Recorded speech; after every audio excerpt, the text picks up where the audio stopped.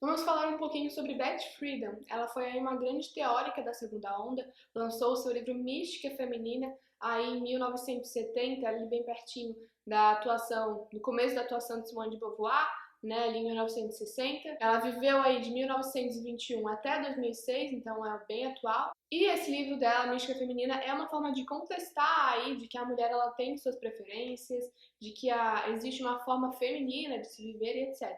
Para a gente começar, quero ler uma parte do que Beth Friedan diz em seu livro.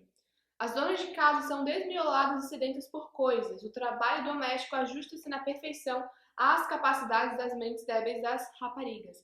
Então, para você começar entendendo um pouco sobre Beth Friedan, é importante entender que o seu livro, né, e a sua vida aí como ativista feminina foi aí como um ódio às donas de casa, que elas não servem para nada, que elas são oprimidas e todo esse tipo de coisa. Então, nessa frase, ela basicamente está falando que toda mulher que é dona de casa é débil mental e incapaz. E é isso que as feministas pensam, né? As feministas desprezam total aí o trabalho doméstico. Então, elas precisam que o trabalho doméstico seja abandonado para que a revolução feminista realmente possa acontecer. Então, Beth Friedan ela escreveu sobre o ódio que ela tinha à vida doméstica, né? Inclusive ao próprio marido. Beth Friedan, né, escreveu no seu livro falando sobre o ódio que ela tinha às mulheres que levavam a sua vida doméstica e principalmente ao seu marido, né, que ela acusou aí injustamente ele de violência doméstica e logo depois ela abandonou aí as suas acusações. E olha só o que Beth Friedan afirma no seu livro A Mística Feminina.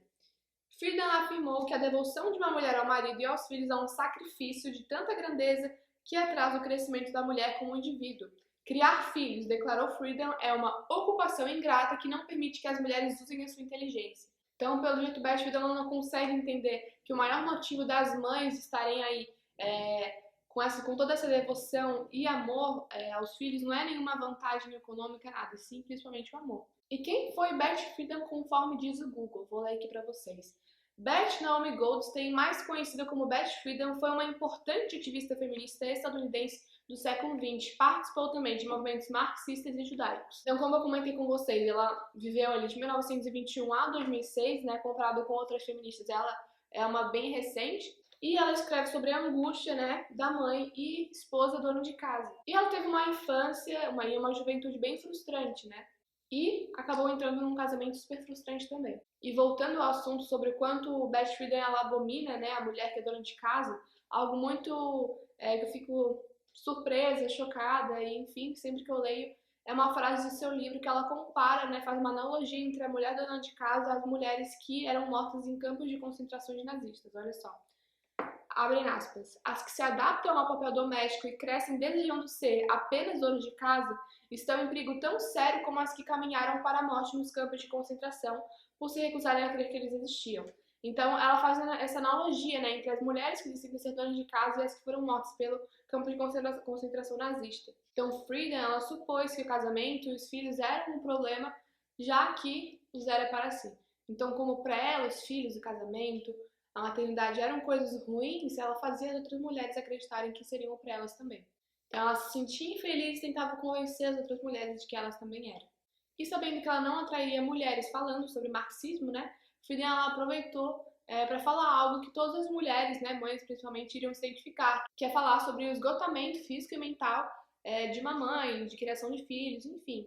Onde ela diz o seguinte: criar filhos, declarou Friedan, é uma ocupação ingrata que não permite que as mulheres usem sua inteligência de uma forma que beneficie a sociedade. Né? Então, por décadas, as feministas, principalmente, um exemplo disso é a Sarah Kollontai, querem o tempo inteiro fazer com que as mulheres acreditem, né, de que ser submissa ao Estado está tudo bem, ser submissa ao chefe tudo bem, e ser submissa, né, estar sobre a mesma missão que o seu marido, meu Deus, é o pavor da sociedade. Então, elas dizem que as mulheres devem ser autossuficientes, mas sempre em relação ao marido e nunca em relação ao Estado. Então, nessa mesma linha, Friedan ela diz o seguinte, abre aspas, os fatores que levaram à destruição da identidade humana de tantos prisioneiros não foram a tortura ou a brutalidade, mas as condições similares àquelas que destroem a identidade da dona de casa americana. Então, em sua biografia também, Beth ela escreve, né, que não importava o que ela fizesse. Sua mãe a fazia se sentir desajeitada, desarrumada, incapaz, feia e tudo de ruim.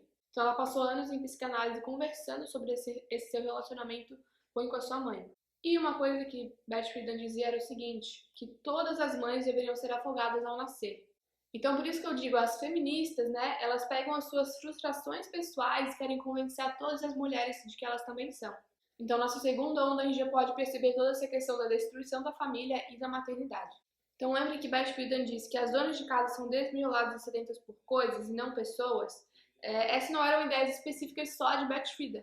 Puxando um assunto assim só para mostrar para vocês aonde eu quero chegar, a francesa Simone de Beauvoir escreveu o seguinte: o trabalho da dona de casa não visa a criação de qualquer coisa durável. O trabalho da mulher dentro de casa não é diretamente útil à sociedade, não produz nada.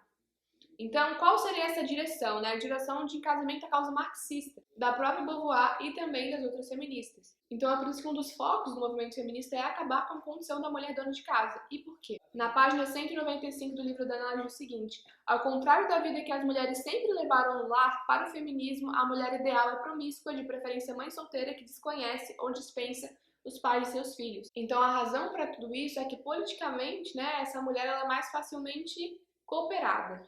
Então, a razão para isso tudo é que, politicamente, essa mulher, né, que não tem aí um marido para ser submissa, né, para estar sobre a mesma missão, não ter filhos para cuidar, ela é mais facilmente cooperada, mais facilmente manipulada, né? E uma parte muito interessante, que até é importante a gente entender, que toda essa questão do marxismo com o feminismo está totalmente interligado. Porque uma das causas do marxismo é a abolição da família, porque tu acabando com a família, você acaba com o acúmulo de bens, com a capital, com a propriedade privada. Então, a gente pode ver que tudo isso se interliga numa coisa com a outra. E qual que é o foco aí do marxismo, né? É que não haja família e que todas as pessoas sejam submissas ao Estado, vamos dizer. E uma parte muito interessante que a Ana fala sobre isso é aqui na página 195, que ela fala o seguinte: na ausência de um homem responsável e interessado em seu bem-estar, as mulheres quase sempre precisam do Estado. Quanto mais necessitam do Estado, mais apoiam as políticas de esquerda. Uma relação de dependência com o Estado é estabelecida. Dependência que só pode ser suprida e ampliada num ciclo vicioso através dos discursos marxistas e projetos esquerdistas.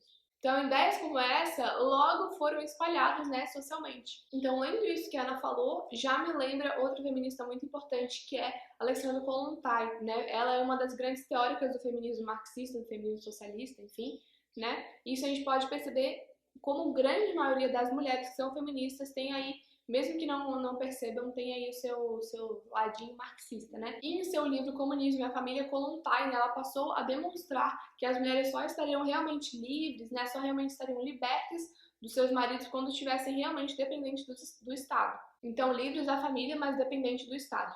Então, ela propunha às russas, né, que elas trocassem aí a dependência de seus maridos pelo Estado, porque o Estado era mais justo e etc. Então, o que ela afirmava, né? Kollontai, ela afirmava que as mulheres devem acostumar-se a buscar e encontrar sustento em outro lugar, não na pessoa do homem, mas sim na pessoa do Estado. E para isso é preciso o quê? Abandonar a sua vida de dona de casa. Então, no século XX já fica nociva aí toda essa visão do marxismo com o feminismo. E algo muito interessante é que em 2008 Kathleen Parker, ela publicou o seu premiado livro Save the Males, onde ela aponta, olha só que interessante, onde ela apontava que os comunistas, abre aspas, acabar com a família não foi incidental, e sim fundamental para essa ideologia. Como toda ideologia, no entanto, apresentou-se como falsa solução para um problema verdadeiro. Então a gente pode ver essa relação de Beth Friedan abominando as donas de casa, Simone de Beauvoir também, né, abominando as donas de casa, Alexandra Kollontai dizendo que nós devíamos trocar nossos maridos pelo Estado. E outra coisa muito interessante que Alexandra Kollontai diz em seu livro é o seguinte: segundo Kollontai, as escolas, as creches, as colônias, tudo em relação a estudo para crianças, enfim, todo tipo de abrigo para recolhimento de crianças são válidos. Olha só o que ela diz em seu livro. Já não existirá mais a mãe oprimida com um bebê nos braços. O Estado dos trabalhadores se encarregará da obrigação de assegurar a subsistência a todas as mães, estejam ou não legitimamente casadas. Instalará por toda parte casas de maternidade, organizará em todas as cidades, em todos os povoados, creches e instituições semelhantes para que a mulher possa ser útil trabalhando para o Estado. Então esquece a mãe ter ali o seu filho e ela poder criar ele, cuidar dele, não. Tudo fica para a função. Tudo fica sob a função do Estado, o Estado que cuida, o Estado que educa, né? Que tipo de educação será que o Estado vai dar para essas crianças? Então, até ainda hoje, muitas mulheres continuam aí se enganando com movimentos coletivistas de esquerda.